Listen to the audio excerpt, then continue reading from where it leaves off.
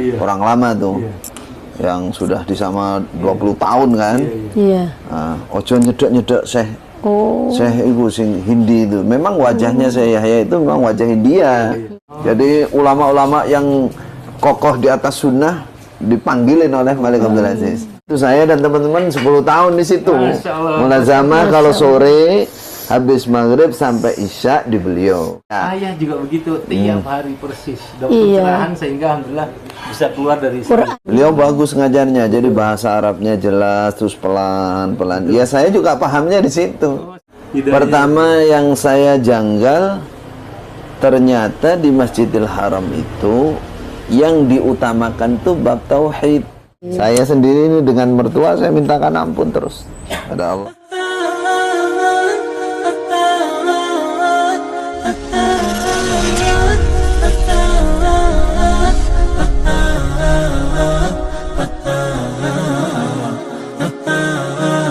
Kayak Jayakarta Jaya Raya. Mereka kayak Kerawang itu. Iya. Nama saya terus ganti Muhammad Yahya. Jadi waktu saya awal-awal di Mekah dulu, terus orang lama di sana bilang, pokoknya jangan ke Syekh Hindia itu ya. Gitu. Jadi waktu itu Syekh Yahya sudah ngajar di lurusnya Hijr Ismail, belakang di lantai 2. Nanti 2 Masjid Nah, Haram. selalu saya ingat saya 95 awal saya di sana masih bujangan ngafalin Quran. Kalau ke Masjidil Haram sering diingatkan oleh namanya Pak Rosidi, orang lama tuh, yang sudah di sama 20 tahun kan. Iya. Ojo nyedek-nyedek Syekh. Syekh itu sing Hindi itu. Memang wajahnya Syekh Yahya itu memang wajah India. Jadi ceritanya Syekh Yahya itu beliau bapaknya beliau itu namanya Syekh Utsman. Syekh Utsman. Jadi pada saat Malik Abdul Aziz memilih tokoh-tokoh atau orang-orang alim, beliau panggil dari Mesir Syekh Abu Samah Abdul Zahir. Syekh Abu Samah Abdul Zahir dipanggil sebagai khatib Masjidil Haram dan pengajar di Masjidil Haram. Kemudian manggil Syekh Utsman dari India. Jadi ulama-ulama yang kokoh di atas sunnah dipanggilin oleh Malik Abdul Aziz. Nah, kalau Syekh Utsman ini hanya sebagai tenaga pengajar di Masjidil Haram. Ayahnya Syekh Yahya. Ayahnya Syekh Yahya asli India. Masya Allah. Tapi mengajarnya bahasa Arab. Nah, kalau Syekh Yahya ini lahir di Saudi. Jadi beliau yang nggak paham India. Beliau sudah Saudi, wajah bapaknya. Wajah. Juga belajar sama Syekh Yahya. Iya, betul. Jadi Syekh Yahya ini ya, Syekh Utsman yang bapaknya Syekh Yahya ini memang orang termasuk Syekh yang diajak mendirikan Darul Hadis. Oh gitu. Jadi Syekh Abu Samad Dhahri mendirikan Madrasah Darul Hadis, termasuk yang direkrut ini untuk pengajarannya adalah Syekh Utsman. Kemudian Syekh Yahya ini juga awalnya ngaji di Darul Hadis, kemudian di Ma'had Haram, kemudian di Masjidil Haram. Nah itu saya dan teman-teman 10 tahun di situ. Mulazamah kalau sore habis maghrib sampai isya di beliau. Kadang habis asar sampai isya. Ayah juga begitu tiap hari persis. Dapat pencerahan sehingga alhamdulillah bisa keluar dari sana. Qurannya tuh dicoret-coret gitu. Kita tauhid itu Masya Allah belajar. Beliau bagus ngajarnya, jadi bahasa Arabnya jelas terus pelan-pelan. Ya saya juga pahamnya di situ. Oh subhanallah, persis ayah. Jadi pertama yang saya janggal, ternyata di Masjidil Haram itu yang diutamakan tuh bab tauhid. Betul. Bab tauhid. Nah, masalah sifat-sifat Allah sampai disebut tadi al-mutakabbir itu siapa, orang manusia ini semua sama, nggak boleh sombong, manusia merendah di hadapan Allah yang agung hanya Allah. Ya begitu itu namanya tauhid ya. Ya.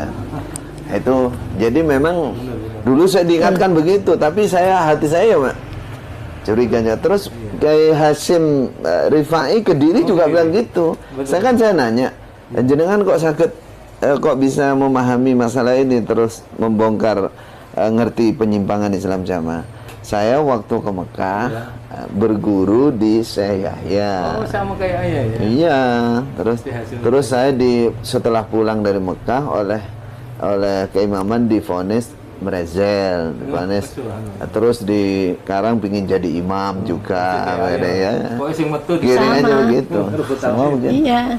Jadi dituduh ingin jadi amir, Padahal kita ingin meluruskan. ingin meluruskan. Jadi Ya. tauhid yang hilang itu di Masya dalam Allah. Islam Jamaat tidak ada tauhid Jadi Betul. yang hilang. kalau tahun 76 itu pulang. Pak Bambang tuh tahun 76 pulang. Ya, terus Beda Ibu mungkin lanjut saya ya. pulang duluan. Jadi setelah bulan Ramadan, alhamdulillah bisa umroh setiap hari lah kalau Ramadan tuh saya. Ya pokoknya modalnya Saya masih kecil ingat. modalnya ini aja ongkos taksi ke Tanim gitu ya, Ya. Ustadz. Tempatnya kan di Tanim. Ya, terus Ramadan, Idul Fitri sampai haji ya itu tadi fotonya habis haji itu tadi. Ini habis haji nih ya. Ya tuh begitu selesai haji Kenangan, pulang, tapi saya pulang duluan naik pesawat bersama rombongan haji. Kalau Pak Bambang kan karena paspornya beda, berangkatnya kapal laut jadi belakangan. Terus begitu pulang saya sampai di Jakarta, dapat 2 hari Pak Bambang udah datang, saya pergi ke Madura. Itu melahirkan di Madura bulan Mertua. April tahun 76 itu. Anak saya yang Madura, maaf, Madura di Somorpote. Morpote. Morpote, Ya, Sumur Putih. di Madura Di Morpote, tempatnya Jalan Mbak- Kabupaten. Dulu saya masih Jalan kecil Kabupaten masih. nomor 64 saya melahirkan di situ. Melahirkan di itu Jalan Duko Bidan Bubakar itu. Ya. Anak saya yang kedua namanya Abdurrahman Nur Khalis Al-Makki karena dia hamilnya di Mekah. Saya tiap hari mandi air zam-zam, air zam-zamnya kan masih di dekat Ka'bah itu. Terus ini Iya. Pak Di Bambang situ, datang. Begitu saya melahirkan, Pak Bambang masih tinggal di Jakarta, masih itu ngasih ceramah-ceramah tentang membesarkan Allah itu. Akhirnya sepertinya saya dengar katanya ditabrak lari katanya. Saya dengar ini ada luka gitu waktu datang ke Madura nengok saya melahirkan itu.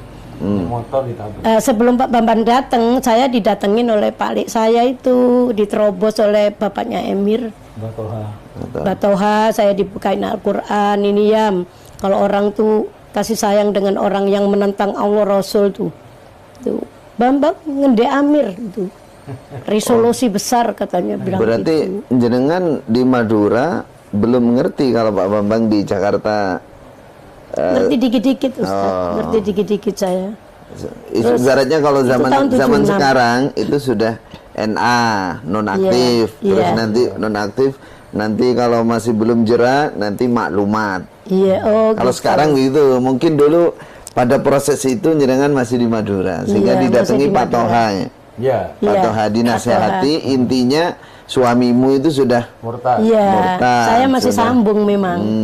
Saya masih iya, ngaji iya, iya. gitu. Jadi saya modelnya ya supaya- sama berarti dari dulu sampai sekarang. Terus kan? Ya terus. terus. Tapi pendirian saya setelah dikasih tahu begitu ya bahwa Pak Bambang tuh gini resolusi ingin ngendi Amir macam-macam. Ya. Tetap saya setahu saya suami saya tuh Pak Bambang tuh nggak pernah macam-macam. Ya. Ya udah alhamdulillah saya ini masih hormat, masih setia lah sama Pak Bambang tuh alhamdulillah. Itu begitu tahun 77 saya melahirkan lagi di Madura. Terus melahirkan tahun 77 tuh ditinggal lagi anak umur 15 hari ditinggal mukim lagi sama Pak Bambang Oh. ke Mekah. Itu sendiri. 1 tahun sendiri saya sendiri Enggak, beliaunya berangkatnya membadalkan orang ada yang di haji. Oh iya. gitu. Iya. Ya, yang setelah jenengan di Madura dikasih tahu, Iya. berarti Pak Bambang waktu itu sudah dimurtadkan, sudah dikeluarkan. Iya, sudah Atau masih di dalam. Sebetulnya sudah dikeluarkan tuh, sudah Ya. udah pokoknya udah istilah abang tuh wis gak diwongno lah gitu. Oh. Wis gak. Tapi Saya kan masih ngajak Ustaz. masih di dalam masih. Iya, saya kan masih Nyala nggak suaranya? saya kan masih ngaji, Ya. ngaji terus saya. Ah. Karena yang ngaji itu berpasang-pasangan, saya sendiri kan nggak berpasangan. Saya ajak lagi, ayo ya ngaji ya gitu. Terus kata Pak Bambang, untuk kanggo opo aku wis gak diwongno katanya bilang Berarti gitu. jenengan balik Udah sini. nggak dianggap Balik orang. ke Jakarta sini. Jenengan balik ke Jakarta sini. Ke Jakarta tahun 78, 79 saya ke Jakarta lagi. Waktu Pak Bambang Oh, bukan ke Jakarta langsung, saya masih tinggal di Gading lagi. Tapi saya sudah agak kurang Dio apa ya? Diwongno. Iya, Nggak diwongno. iya. Tinggal di rumah ini. Tadi Pak Letoha itu. lanjutannya jenengan Pak Bambang 77 ke Ya, 77 mukim lagi di Mekah. Tahun 77 Mumun lahir Sampai berapa? sendiri sampai Mumun umur 15 hari sampai umur 1 tahun lebih lah. Berarti 2 tahun. Begitu pulang dari Mekah, saya kan di rumah ikut orang tua saya karena saya nggak betah di Madura. Terus saya pulang ke Mojosari, Mojokerto, kumpul sama bapak ibu saya. Bapak saya kan habis datang asrama daerahan di Kediri, bilang, ya aku mang ketok Bambang loh, udah datang dari Mekah. Kok nggak langsung ke rumah, aku gitu. Ternyata Pak Bambang itu sudah dijodohkan sama Bapak Amir sejak di Mekah sama seorang janda yang teman mukim. Jadi suami istri itu teman mukim di Mekah, suaminya meninggal kecelakaan. Nah itu jandanya itu sama Bapak Amir dijodohkan sama Pak Bambang.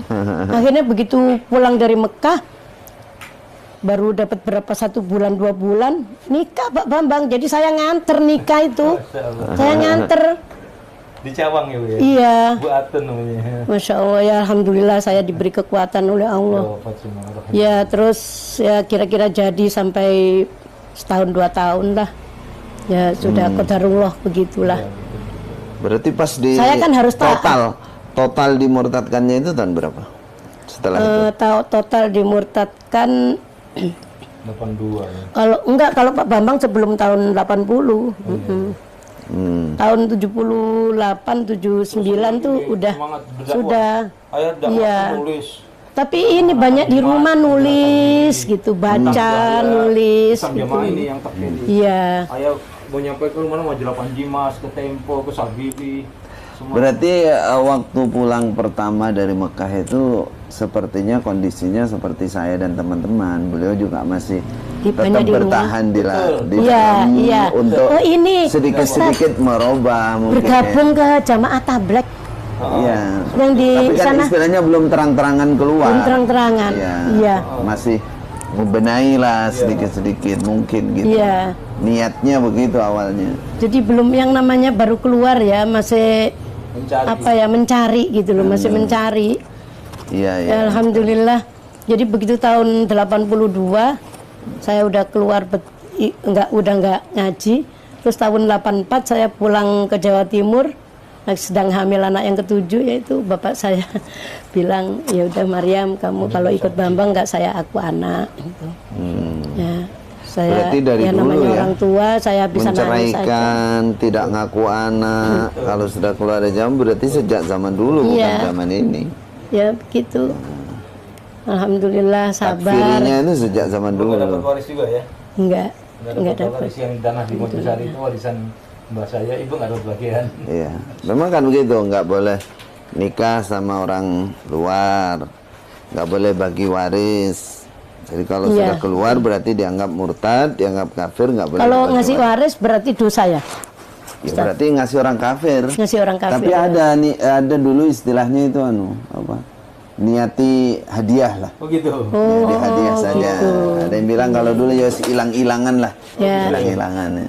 Sebagai anak saya ya selalu mendoakan orang tua, Rabbil firli walidayya warhamhuma kama rabbayani shaghira, Ya, selalu. mereka insya Allah ada uzur jahl, uzur jahlan minhum. Ya.